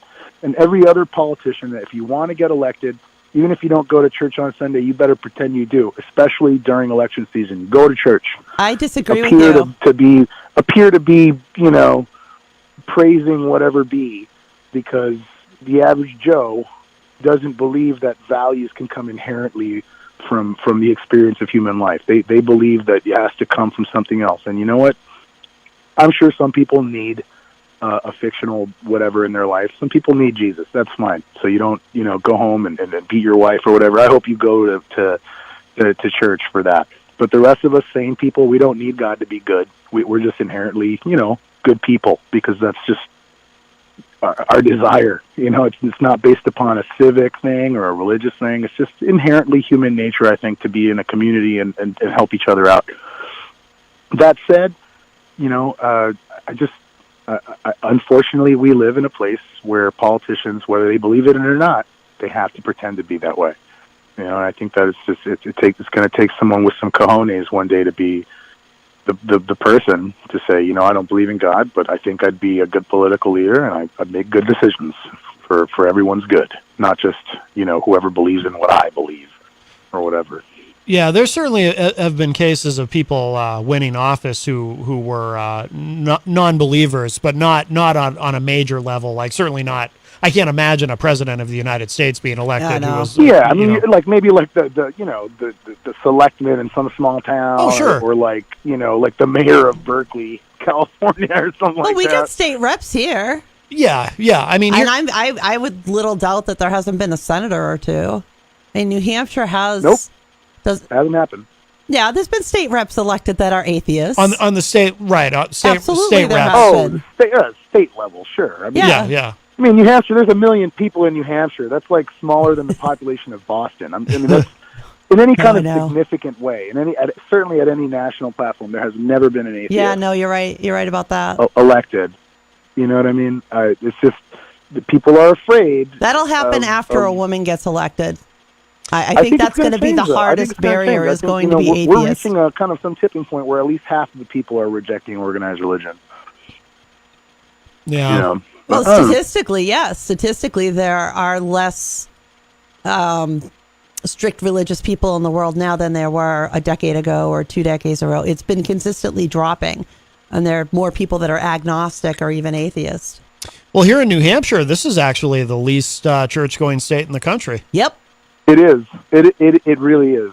It really is. It's wonderful. It surprised me when I first learned that. I was really surprised. But apparently. Well, Fredo, we are way past the top of the hour. But before you go, do you have any shows coming up that you want to plug? I want to say, Friday with the Faith Ann Band. We're playing with the Quahogs. And then in a month, I want to say January 6th, we're going to be at the Shaskeen. Ah, very nice. Awesome. Very nice. Have good shows. To commemorate something good that happened on. Yikes. We're going to show Anyways, up. January 6th, we'll be there. January 6th. We're going to show up and storm the place. What? We're storming now? Do I get is there a prize? Is there chocolate? If there's chocolate, I'll go with you. We're going to storm the Shaskeen. That's right. Feel free to bring some bullhorns and a podium. I don't know, make some face some paint, air poppers. Do what you want to do. I'm going to wear a funny hat. It's going to be great. You got to go as Santa. You should go as Santa. Oh. Yeah. You can come party with us. A little less treason in the air. That sounds great. All right, Fredo, thank you so much for the call, my friend. All right, brother. Take care. All right, you got it. Bye-bye. All right, that was our friend. I love saying his full name, Alfredo Enrique Benavides. Then I get hungry for Italian pasta. Really? Yeah. Oh, because of Alfredo. Yeah. Yes. See? Sorry. We are way past the top of the hour. Let's take a break. I'm going to play this track. This is Cozy Throne, a song called I'll Tell You What Freedom Is. Cozy Throne is going to be performing live at the Hop Knot Friday night from 7 to 9 p.m. Really good Boston band. And then we'll show some love to our amazing sponsors, and then we'll be back with the balance of our show. This is Matt Connerton Unleashed, and we are live from WMNH 95.3 FM. Don't go away. Feeling something else. Like I'll tell you what freedom is to me. No fear.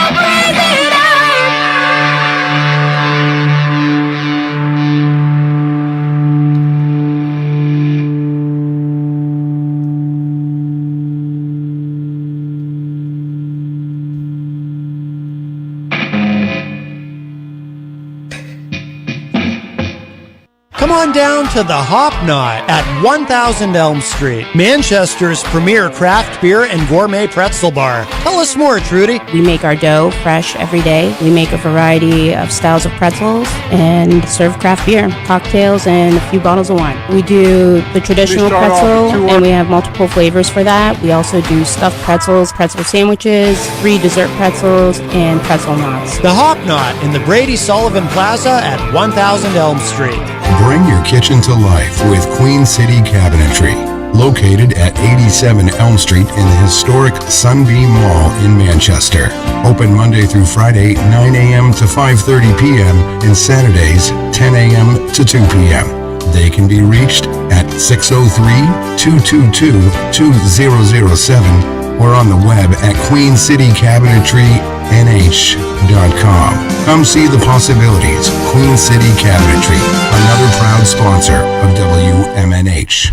Clemento's Pizzeria, family friendly, awesome for a date night. Clemento's Pizzeria. For delivery, call 603-782-8450. Clemento's Pizzeria, the best pizza in town. 1875 South Willow Street in Manchester, New Hampshire. Best cocktails around. Come in as friends and leave as family. This hour on WMNH is sponsored by CGI Business Solutions, located at 5 Dartmouth Drive in Auburn. They serve all your business needs, including employee benefits planning, corporate design and business administration, investments and wealth management, and customized business insurance solutions. Their phone number is 866-841-4600 or on the web at cgibusinesssolutions.com. Hey, Maddie, are you excited for the holidays? I am, Peter, but I hope that Santa makes it to every kid's house in Manchester this year. Yeah, I'm worried about that too. I know how you can help, though. Wow, Peter, tell me more. Well, I know the people of Manchester will band together to help our kids. It's going to be a miracle on Elm Street.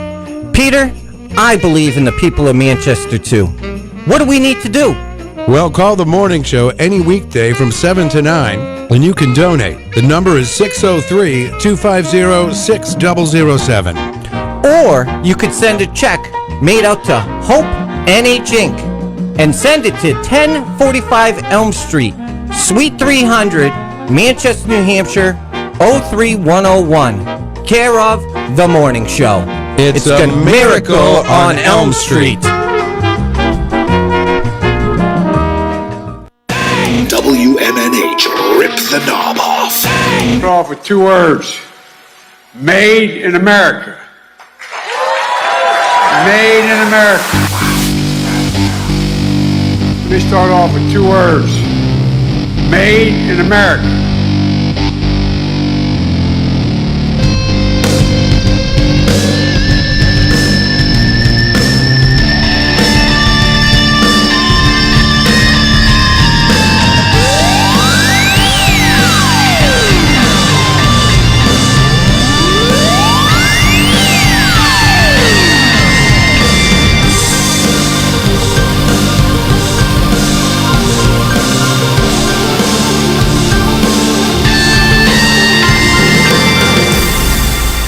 Welcome back, everybody, as we cruise into our final segment today of Matt Connerton Unleashed, and we are live from the studios of WMNH 95.3 FM in glorious downtown Manchester, New Hampshire, also on Comcast 97 if you're in Manchester, and hello to all of our online listeners across the nation and around the globe. You can go to my website, mattconnerton.com, for all your live streaming options, social media links, contact info, show archives, etc., etc. Today is a Monday, December 5, 2022. And Jenny is here as well at the news desk. Present and accounted for. Yes. And don't forget, coming up Wednesday is the big day. Miracle on Elm Street is finally almost upon us. And of course, if you'd like to donate, this is a toy drive for Manchester's kids through the Manchester Housing and Redevelopment Authority. And you can drop off toys right here at WMNH during the morning show at 1045 Elm Street. You can send a check made out to Hope NH Inc. if you'd like to do a monetary donation, and send that to WMNH at 1045 Elm Street, number 300, care of the morning show. Or you can just show up at the annual Christmas party December 7th, this Wednesday, starting at 4 p.m. at Bonfire.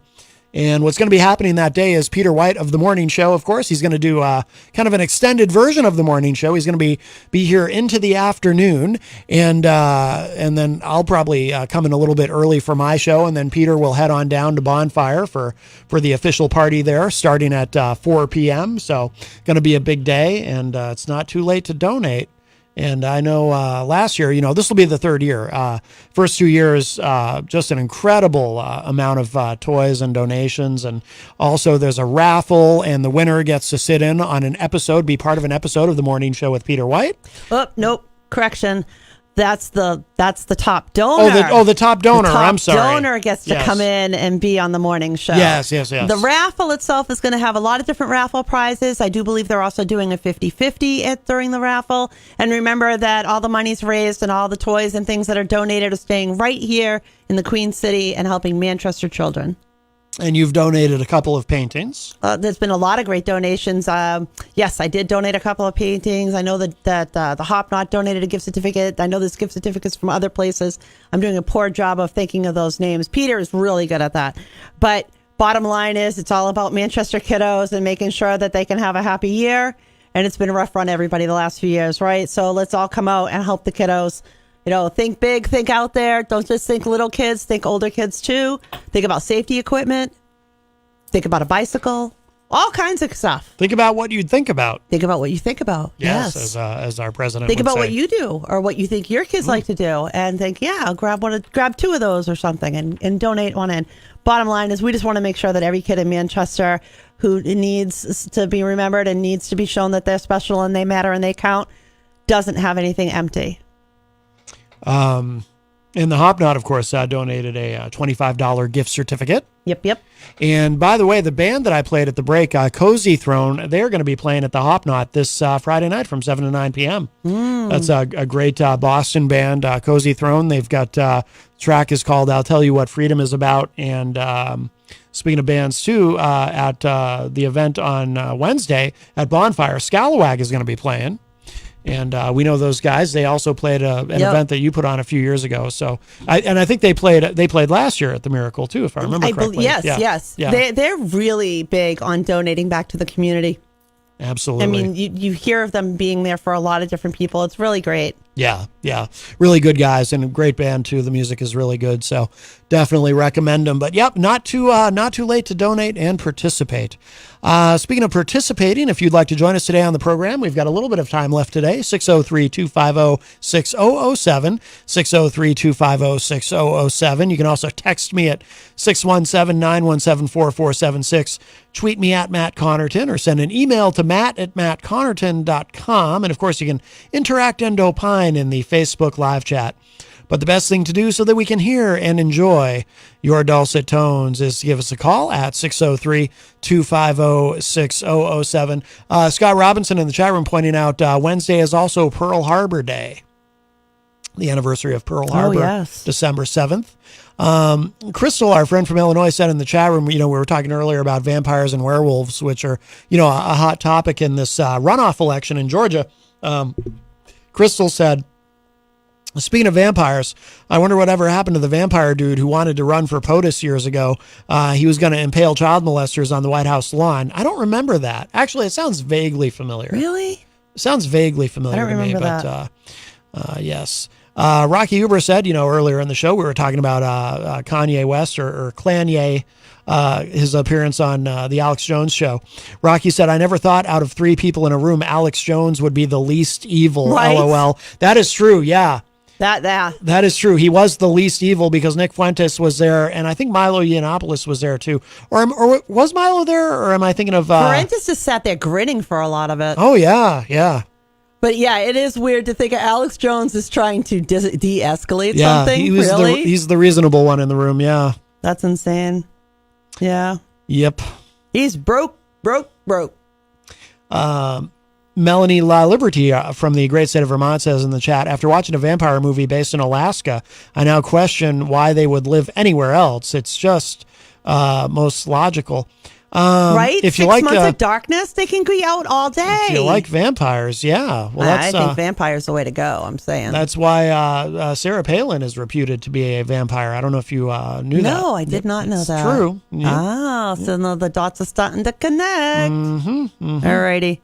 So they get those dogs running to bring back and forth the blood supply. That's what it is. Joe Friday is asking a question in the Facebook live chat about a person we are not allowed to speak about. We have here on the program and at the station, I call it the Pay No Mind list. It is a relatively short list. There's probably 5 or 6 names on it, but there are certain individuals we are not supposed to speak about because speaking about them brings more trouble than it's worth. So I cannot answer that question, Joe Friday. I got you, buddy. Yeah, I got you. Yeah, it's if if you just Google that person, you'll find all kinds of interesting information. Oh no, I'll ship you the right one. There you go. There you go. Alex Whiteley says in the chat room, our friend from the UK, vampires are far sexier than werewolves, so I'd probably be a werewolf by default. Rocky Huber says, forget a werewolf or a vampire. I want to be that bear that finds all the cocaine in the woods and and eats and goes on a rampage. Apparently, it's a true story. It is. It is. He literally he ate a brick of cocaine and then went on this massive spree. I did see that. Yeah. I did see that, and I thought it wasn't real at first. I really did. Yeah. But no, apparently that truly did happen. Yes. Wow. Yeah. Melanie La Liberty says, interview with a vampire is embarrassing for vampires, all sexy and not evil blood-sucking killers that they are. Stop it. Oh, my goodness. When you get to the really cool scene and they're in the brick and everything and they chain her up into the sunlight. Now, come on. That was totally vamp. Just saying. Rocky Huber said, we heard, of course, earlier from Justice Kavanaugh about the beer. Rocky said, I like having beers while I think about what I think about. Apparently, see, they'd get along. Maybe they're distant cousins. New affirm of the Spark, our friend from Greensboro, North Carolina, who's in a pop singing group, says, we do love drinking root beer, #Jenny and #Matt. I love root beer. New affirm of the Spark is very wholesome, not going to drink actual beer, but will drink root beer. Yes. I love root beer. That's my favorite beer, too. I did when I was a kid. No, do you just drink it to make me happy? Oh, no. Wait a minute. I'll drink it occasionally now. I don't go out of my way for it, though. Yeah, well, so this whole little special thing of getting the burgers and fries with root beer is just my little thing, and you're just going along with it. I enjoy the root beer. You didn't catch yourself fast enough to get out of that one, did you, bucko? When I was a kid, I would drink gallons of root beer. Just no, all day I'm not long. talking about when you were a kid. All day long, just nothing but root beer. I'm not talking about when you were a kid, bucko. I'm talking about us getting our burgers and fries and root beers, and that's supposed to be a special thing every so often. Right. It's just about me. It's not you two. You just go along to get along. No, I enjoy that. I thought you did. Well, yes. Now I'm not sure anymore. But when I was a kid, I would drink a lot of root beer. Now I only drink it occasionally. Now I only drink it with you. But you still like root beer. Yes, I do. I like root beer. I like to drink root beer. I just don't go out of my way for it like I did when I was a kid. I don't know. I think you're trying to cover up now. I'm wise to you.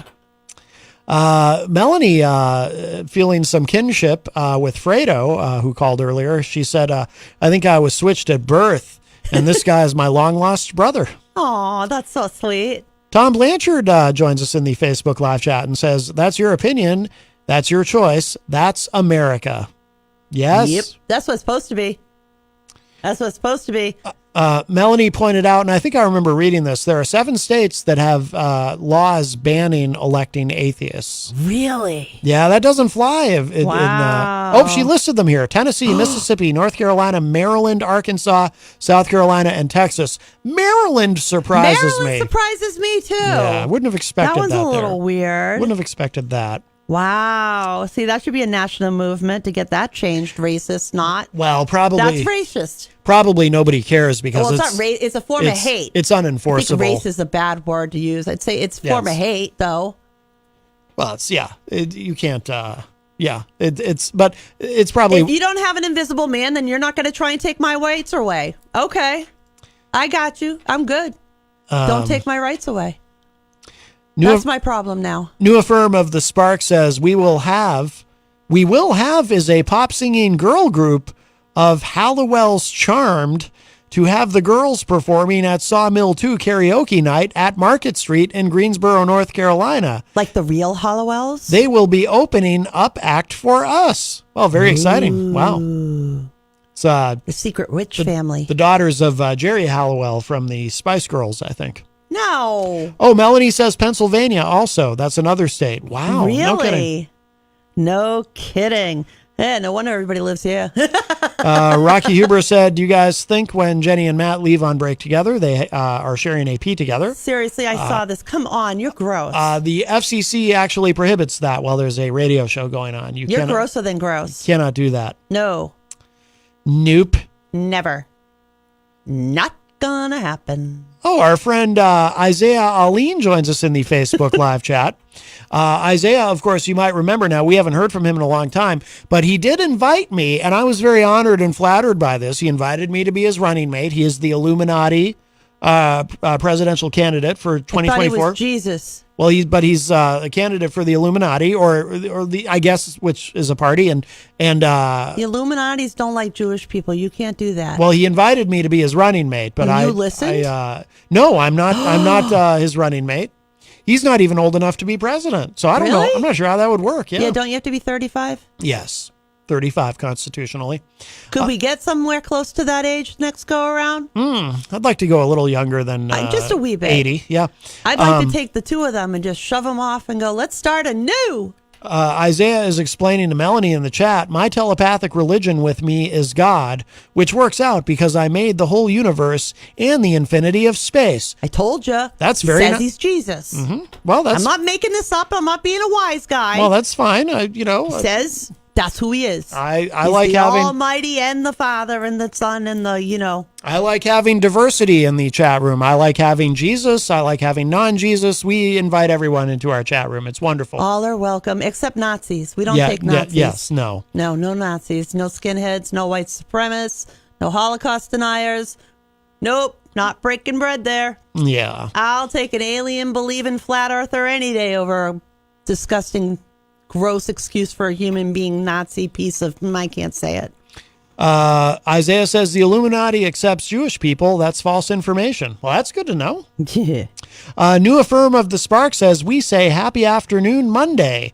We will be wearing the neon colors we said to you, hashtag Matt and hashtag Jenny. Nice is a color? Nice neon colors. Yes. Oh, nice neon colors. Yes. Oh. Alex Whiteley says, might call in tomorrow and say howdy. You are always welcome to Skype in, sir. Absolutely. Would love to. Shalom, Bobala. Been a while since we've talked. That would be very nice. That would be very nice.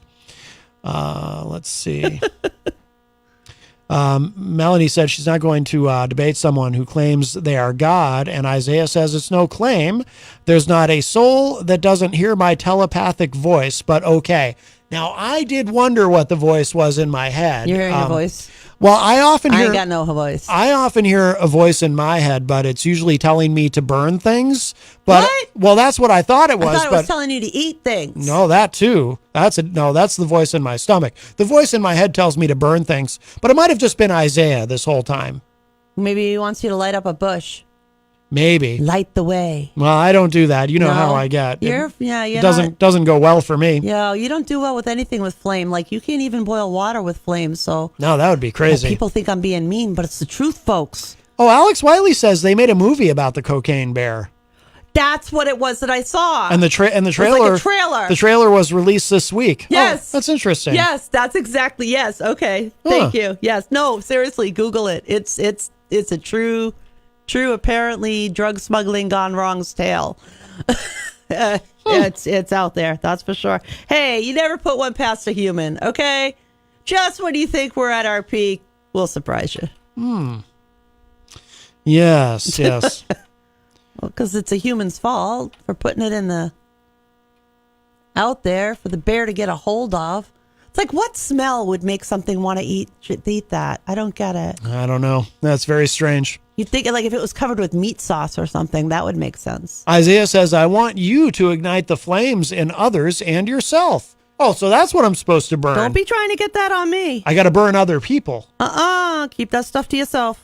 Oh, man. I'm good right over here in my own little... Yeah, I'm good. I got to be honest with you. I don't even have any matches on me. I don't know how this is going to work. I actually might have a lighter. All right. Never mind. 603-250-6007 is the number. 603-250-6007. We do have a few minutes left in today's program. The morality police in Iran, Fredo had referred to this earlier during his call. Sounds like something might be changing in Iran, but not... This is huge. Well, maybe. So there's been some conflicting... maybe? Well, there's been some conflicting information about this because at first it was being reported that that the morality police in Iran were being disbanded. You know, they go around, and if you're a woman not wearing a hijab in public, they're going to grab you and arrest you, and God only knows what they do with you after that. But now this is being kind of walked back a little bit. Oh, no. Well, somewhat. So there is going to be change, but it just might not be as widespread as was initially thought. Regardless, it sounds like there might be some progress. But the BBC is reporting uncertainty over Iran's morality police after officials disbanded, quote unquote, remarks. It says here, there's uncertainty over the status of Iran's morality police, which enforces its dress code, after a senior official suggested that it had been disbanded. When asked about the guidance patrol at a conference, the Attorney General in Iran said that they, quote, have been shut down from where they were set up, unquote. However, the government did not confirm the move, and local media reported that his remarks had been misinterpreted. The death of a woman detained by the force had sparked nationwide protests. Masa Amini, age 22, collapsed and fell into a coma shortly after being arrested in Tehran on September 13th for allegedly violating the rule requiring women to cover their hair with a hijab or headscarf. There were reports that morality police officers beat her head with a baton. The police said she suffered a heart attack. That seems unlikely at age 22, doesn't it? Anti-government protests, labeled riots by Iranian authorities, swept across Iran after Miss Amini died in hospital on September 16, just 3 days after the incident. But while her death was the catalyst for the unrest, it has also been driven by longstanding discontent over poverty, unemployment, inequality, injustice, and corruption. Iran has had various forms of morality police since the 1979 Islamic Revolution, but the latest version, known formally as the Guidance Patrol, is currently the main agency tasked with enforcing Iran's Islamic Code of Conduct. They began their patrols in 2006 to enforce the dress code, which also requires women to wear long clothes and forbids shorts, ripped jeans, and other clothes deemed immodest. Yeah, you're right about what you're reading. A lot of people were still reporting that, but I'm looking at something from The Guardian right now, and they're speaking again, as you have, about mixed signals. But they're also noting that Iranian news agency reported today that an amusement park in Tehran shopping center had been closed by the judiciary because the operators were not wearing hijabs properly. And they're definitely sending mixed signals on this. There's also a notation in this article stating that outside of Tehran, the morality police have still been operating. So there's definitely some mixed reporting coming out. And this, for about 45 minutes ago, Iranian shopkeepers and lorry drivers went on a staged walkout in 40 cities and towns. They're calling for a 3-day nationwide general strike because of supporting the protesters and also supporting the idea of the morality police being abolished. So they're trying to push it harder by going on strike over the next 3 days. Yeah. At least they're fighting back. They're fighting back, and men are fighting back with them. Mm-hmm. And saying, we're done with this too. We don't want our women being killed because their scarf was a little off kilter. Yeah, it says here the Guidance Patrol is part of the National Police Force and control lies with the Interior Ministry and not with the judiciary. After the BBC and other foreign media picked up the Attorney General's statement, some Iranian state media outlets pushed back on the morality police. Pushed back on the morality police had been disbanded. State-run Arabic language TV channel said some had, quote, tried to misinterpret, unquote, what the Attorney General said. Quote, the most that can be understood from the Attorney General's remarks is that the morality police's patrols have not been connected to the judiciary since their inception, unquote. Yeah, I think they probably they're probably trying to pull back because these they can't control these protests, which just seem to be continuing to ramp up. So there may have to be some compromise. Yeah. Oh, definitely. There's a parliament speaker that was talking that they're going to be visiting Tehran universities this Wednesday to debate reforms with the students that are striking there. They've tried that before and it didn't work for them, but they're apparently going to try it again. There's also been a lot of controversy about exactly what their AG said. And the quote that I'm seeing is that the AG said, quote, the morality police have been shut down from where they were set up, end quote. Those last parts of that right there doesn't sound like shut down completely. No. And there are reports that there has been an increase in the activities of morality police outside of Tehran. So I think that maybe this stinks. I was really hoping, I don't know, this makes me feel like, no, they're not getting rid of the military police, or they shut them down from that area. But one of the other comments in here is that whether or not that was shut down or not, that doesn't change the judiciary that actually mediates the punishments. Like, that's not stopped. Yeah. They're still doing their jobs as they have been. Yeah. So, yeah, there's a lot of mixed signals, but we just, it's like if you could just galvanize everybody to stand up, they can't quell a nation. Yeah. But look at us. Where do we speak from? Women are second-class citizens here now. Although, granted, please don't think I'm comparing American women to what these women go through. What these women go through is just horrific. Yeah. It's horrific. I mean, in Afghanistan, women with the burqas and stuff, they're telling them the best burqa is your home. You should just stay in your house. You should never come out of the house unless it's absolutely no choice. Right. Like, don't even go to the grocery store. Send the kid. It's, I feel like we're going backwards as a species. Well, we need to wrap up. We are about out of time. Jenny, thank you. Did you want to plug your website or anything? No, you can check me out on jencoffey.com, JENNCOFFEY.com. You can see some of my artwork, some blogging, and some of my writings. And you can also find my publications on The Mighty, which you should totally check out. It's an awesome publication. Yes, absolutely. Very good, very good. Let's see. And thanks, everybody. Don't forget Miracle on Elm Street. There is still time to donate something. The big event is, of course, on Wednesday. Oh, I hear sirens. Coming to get you away. Sirens, many sirens. Yes. They're coming for you. Oh, that reminds me. There was a song I was going to close with. What? They're coming to take you away? To the funny farm, I say. I wonder if anybody out there singing with me now. Like, did I spark a memory and get them going? No. I'll save the one I was thinking of for another time because we're almost out of time. So you wouldn't get to hear much of it anyway.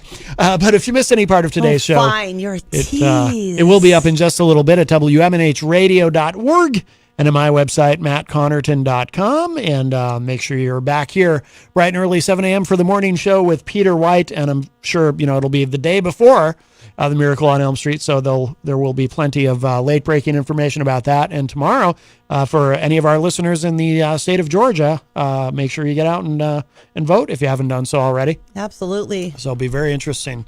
Very interesting day Vote tomorrow. like your mom's life depends on it. Might. And make sure you think about the werewolves and the vampires. Vampire, man. Team Vampire. All right, we got to go. We are out of here. Oh, Isaiah says good show. Thank you. I actually heard you say that in my mind. He communicated we that. gotta have a talk about this. He communicated that Shouldn't telepathically. be opening up your mind to anybody and I stuff. try to We're gonna try and talk about this stuff. Try to keep an open Do mind. you ever listen? Well, Really? Come on. All right, we got to Come go. on, man. Bye, everybody. Please have a seat. With your permission, I'm going to take my coat off. Welcome to the White House, everybody. But guess what?